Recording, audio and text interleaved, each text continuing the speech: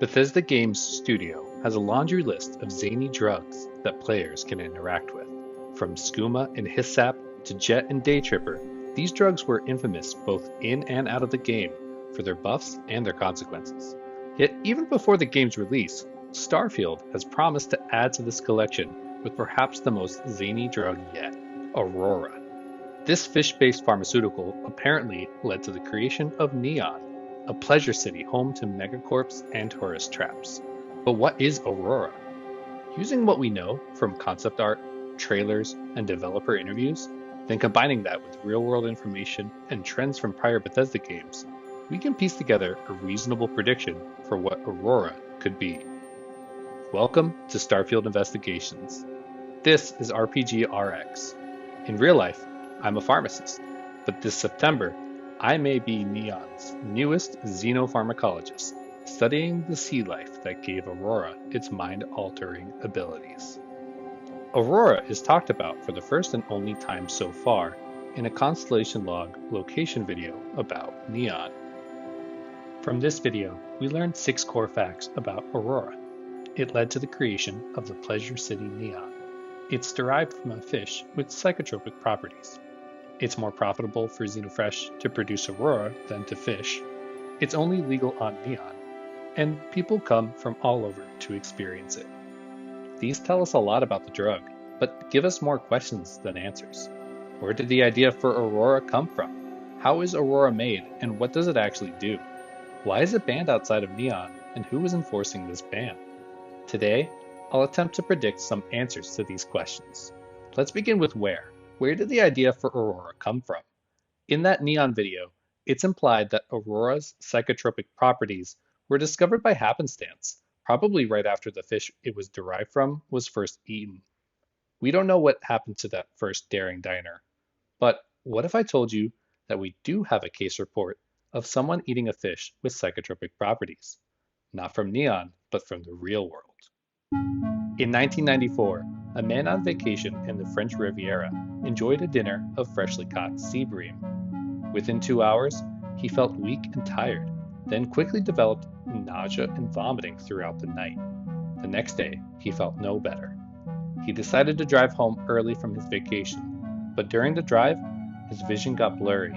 He began feeling agitated and disoriented, and then he started seeing things. Aggressive, screaming animals. He finally decided to seek medical attention and stop driving after seeing giant arthropods around his car. Upon examination, there didn't seem to be anything wrong physically. No fever, no visual or motor impairment, the only abnormality being a faster heart rate whenever the patient reported mental disturbances. He stayed in the hospital nonetheless, and 36 hours after that fishy dinner, he was totally back to normal.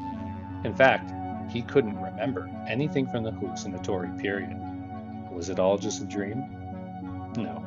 But the doctors later realized that the fishy dinner that caused all of this is not just your typical sea bream, but a specific species called Sarpa salpa, aka the dreamfish. These dreamfish are one of a few fish species in the world that are considered ichthyoallyeinotoxic, which is a fancy word for fish that cause hallucinogenic inebriation.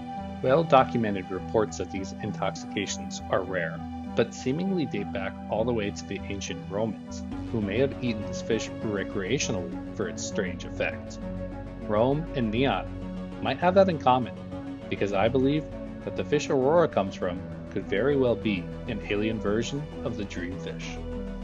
Now we know where the idea for Aurora might have come from, but where does Aurora come from, and how is it produced? There are 3 ways the chemical in Aurora can be classified as it relates to how it's made: natural, synthetic, or semi-synthetic. If Aurora is a truly synthetic product, it means it can be created in a lab, even if the design of the chemical it was based off of is something that naturally occurs. Aurora could have been designed to mimic whatever they found in the fish. However, we see a couple instances where fish are actively being harvested by Xenofresh Corporation, who seems to have shifted from fishing to production of Aurora, according to the video. To me, this suggests that Aurora comes from the fish. So if not synthetically made, let's next assume that Aurora is a truly natural product.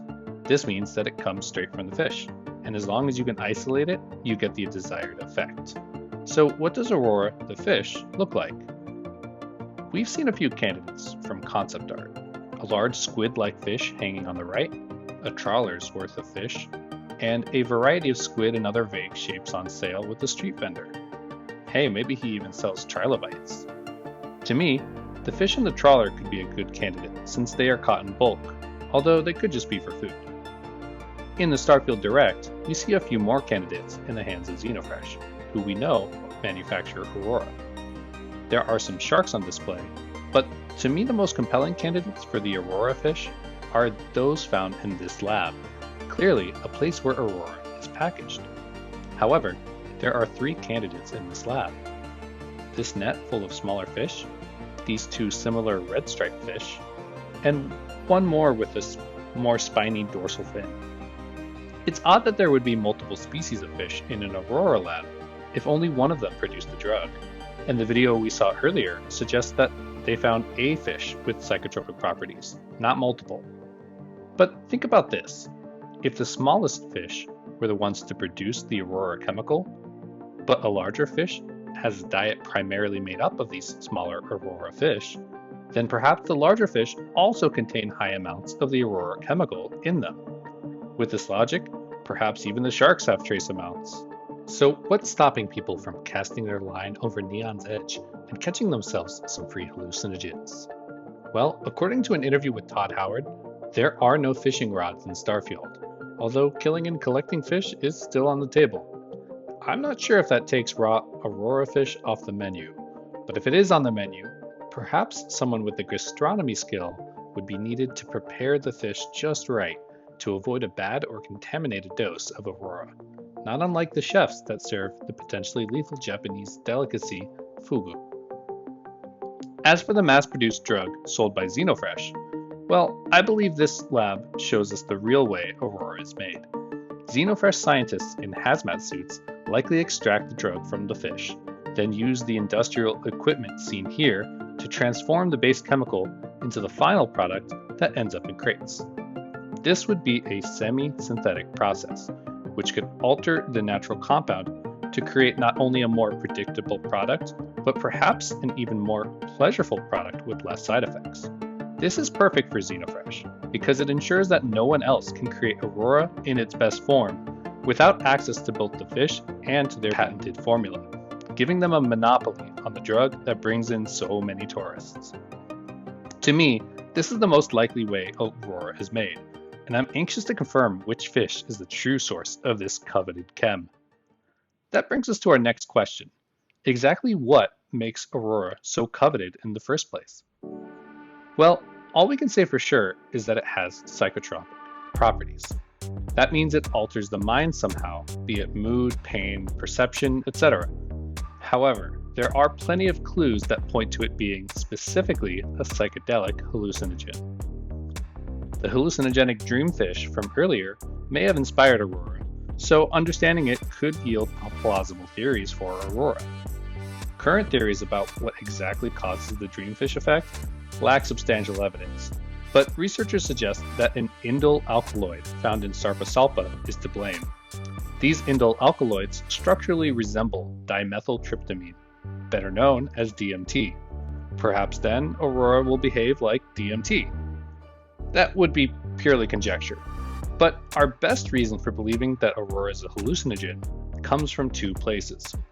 The ESRB rating description of Starfield, consuming Aurora results in a distortion effect on the screen, and the Korean version of the ESRB, excessive medication causes hallucinations on the screen.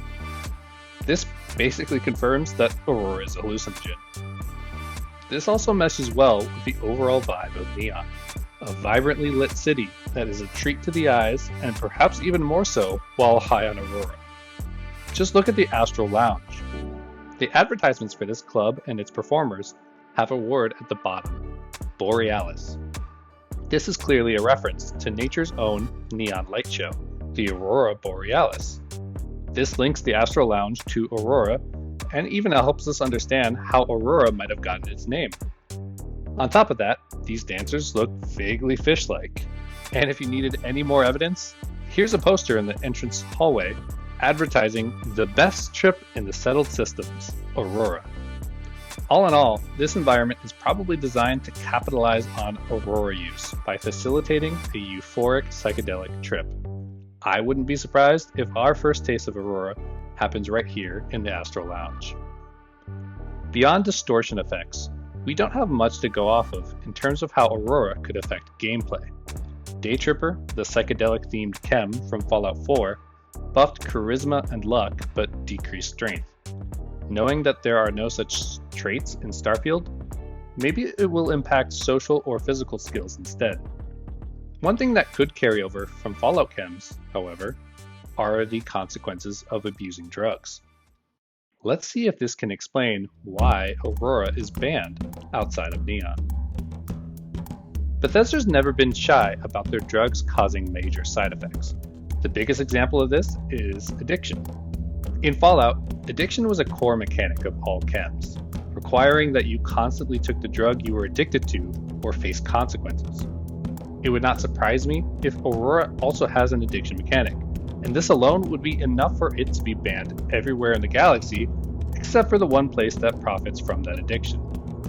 However, not all psychedelics are addictive, so perhaps there's a different reason it's getting banned. According to the American Psychological Association, DSM-5, hallucinogen intoxication can come with a long list of physical, sensory, and mental side effects. Many of these are dangerous to experience while driving, let alone while piloting. Hallucinations are obviously why people take hallucinogens, and if you're lucky, these will be short-lived, pleasant, and you will know that you are hallucinating. That means you saw it. The visions? However, in many cases, it becomes hard to separate reality from hallucination, and in the worst cases, you may experience hallucinatory flashbacks, months or even years later. The last two side effects that I want to point out are paranoia and delusions, which are irrational fears and unshakable beliefs that are unlikely to be true. We may see indirect signs of paranoid delusions in the form of conspiratorial graffiti littered across Starfield's dark city corners. They are coming. Don't eat chunks. Whatever this UC knife stabbing implies. While these could be warnings based in truth, these could also be expressions of irrational fears in paranoid Aurora users. Clearly, there's a number of reasons to protect the public from Aurora, even if half of these things are true about it. That brings us to our last question. Who is enforcing the ban on Aurora? It seems every government outside of Neon is enforcing it. That might even include our real-world governments. In North America and Australia, Starfield is rated M for mature and R18+, respectively. Drug use seems to affect these ratings greatly, especially in Australia, where interactive drug use has the highest impact of any other factor in the rating scale for this game. They gave a similar rating to Fallout 3 back when morphine was a drug in the game, and this prompted Bethesda to change morphine to MedX. This could imply that Aurora has a similar, or maybe even more dangerous portrayal of drug abuse than the chems in Fallout. The ESRB even states that Aurora is prominent in the game, basically confirming that this specific drug is the root of these drug-related age restrictions. As for in-game governments, we can assume that the United Colonies and Freestar settlements consider Aurora to be an illicit drug. What's interesting about this is that Neon has been confirmed to be part of the Freestar Collective. This gives us some good insight on how the Freestar Collective functions as a government. Since we can assume Neon is the only Freestar settlement that has legalized Aurora, this tells us that each Freestar settlement has the power to enforce their own set of laws. This is sort of similar to how the United States of America functions, where states can classify drug use differently, such as with marijuana being used medically, recreationally, or not at all. This could be why Aurora is legal in Neon, but not in Aquila City. Despite all this, something tells me that laws won't stop Aurora from being smuggled to every corner of the settled systems. We even catch a clip showing that players are subjected to a contraband scan upon entering Jemison, implying that perhaps we the player could attempt to hide contraband such as Aurora on our ship. Perhaps the Crimson Fleet does this as well, dealing under the table with Aurora's manufacturer in order to move more of their products. Maybe the fish themselves are being smuggled out by a fleet of poachers roaming the seas near Neon. We even heard a minor spoiler from the ESRB about a section where we work in an illicit drug lab. We can probably even build one in our own ship. I might just build a space Winnebago if I play my character like Walter White. All in all, it's clear Aurora will be playing a surprisingly big role in Starfield. And to find out for sure what it's all about, we'll have to see it for ourselves. Thanks so much for watching to the end of this video. If you liked this video, you might like this one about creep. One of the subjects of this video made an appearance in the Starfield Direct, meaning they could be more than just a one-off threat. If you'd like to see more videos from me, subscribe now so I know to keep on investigating. Let me know your theories about Aurora in the comments below. And until September, let's keep riding the hype. Bye.